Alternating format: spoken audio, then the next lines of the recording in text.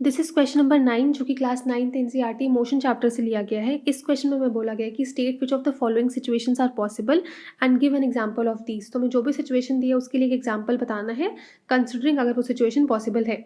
ठीक है, तो पहला सिचुएशन क्या है, an object with a constant acceleration but with a zero velocity.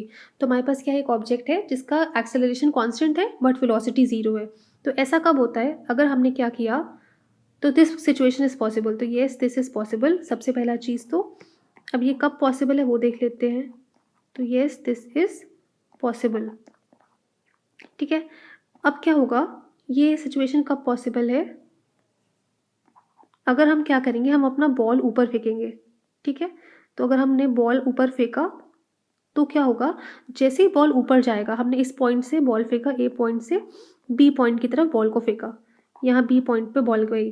तो जब बॉल अपनी हाईएस्ट मैक्सिमम हाइट पे पहुंचेगी, सपोज इसने एच हाइट अटेन कर ली, तो बॉल जब अपनी मैक्सिमम हाइट पे पहुंचेगी तब यहाँ पे क्या होगा, इस पॉइंट पे फाइनल पॉइंट पे इसका जो फाइनल वेलोसिटी होगा वो जीरो होगा। तो जीरो तो होगी उसकी वेलोसिटी। दूसरी चीज़ हमसे क्या बोली गई है कि उस टाइम पे इसके ऊपर कांस्टेंट एक्सेलरेशन होना चाहिए।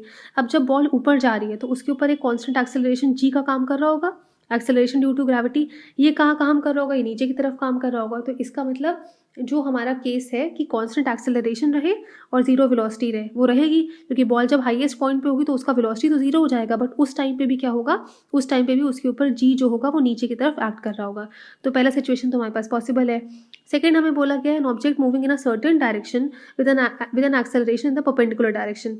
तो अगर एक ऑब्जेक्ट है जो किसी पर्टिकुलर डायरेक्शन में चल रहा है बट उसका जो एक्सेलरेशन होना चाहिए वो परपेंडिकुलर डायरेक्शन में होना चाहिए, तो ये भी पॉसिबल है। अब ये किस केस में पॉसिबल होता है, इसको भी देख लेते हैं। तो येस दिस इज पॉसिबल, ये भी हमारा हो गया possible.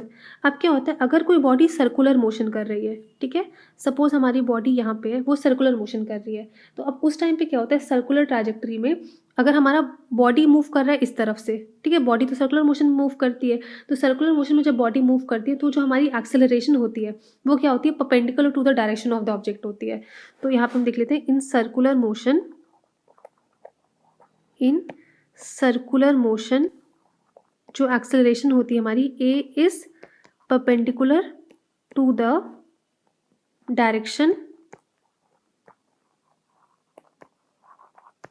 Followed by the object. तो ऑब्जेक्ट जिस डायरेक्शन में काम करता है या मूव कर रहा होता है, जो हमारा एक्सेलरेशन लग रहा होता है वो